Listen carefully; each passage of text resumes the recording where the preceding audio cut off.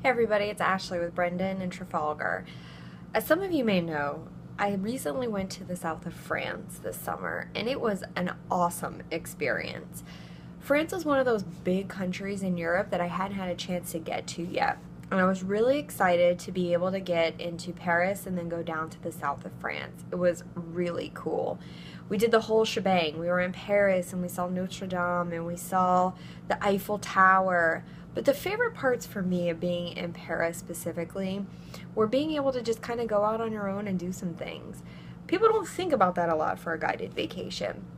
They think about guided vacations and every minute being scripted for you and having sightseeing taking up every single moment that you're scheduled to be in Paris.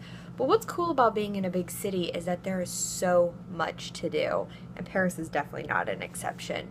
You could easily spend a week and a half there and still not feel like you saw everything. I was there for 2 days, and the first day we did a marathon of all the key sites because the thing that brings you to Paris might be the Eiffel Tower, it might be Notre Dame, it might be the Louvre and some of these amazing places, but what you're going to love about Paris is the thing that you find as you just kind of walk around and you feel the ambiance of the city. The highlights for me were not the key places. They were enjoyable. I liked seeing them. I can check them off my list. But what I loved was the fact that we walked down the Champs-Élysées. We went across the Alexander III Bridge, which is beautiful. And we found this great little cafe on the side, the banks of the Seine. And we sat down and had a delicious lunch. I had a salad with 3 different kinds of heirloom tomatoes. They were different colors, and every colored tomato tasted different than the last.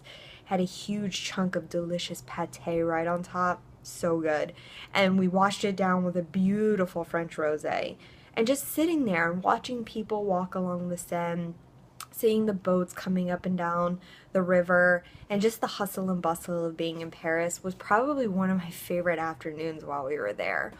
The first day, after we did an orientation tour and kind of saw where all the major things were, we ended up walking almost 13 miles, just crisscrossing our way through the little towns and little parts of Paris, discovering little secret areas and just taking our time to enjoy the shopping, to enjoy the food.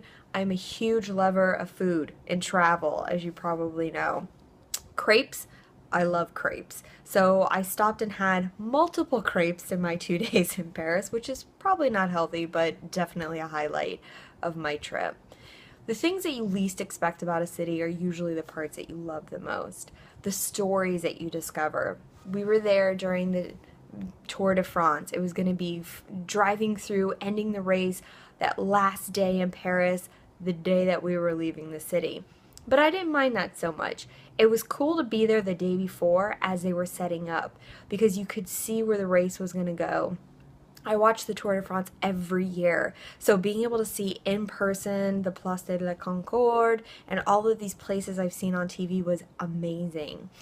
The thing, though, that was really great was seeing all of these great vans that were positioned down the Champs-Élysées selling merchandise and blaring music to get people excited. The atmosphere was electric and it was awesome. They had a concert in town while we were there. Seeing the security was really reassuring. Going into these major sites and having bag checks didn't bother me at all because I was really happy that they were taking the time and taking seriously security concerns in public places. So go to France. Paris is amazing. You're going to discover so many cool things that you're absolutely going to love. Au revoir.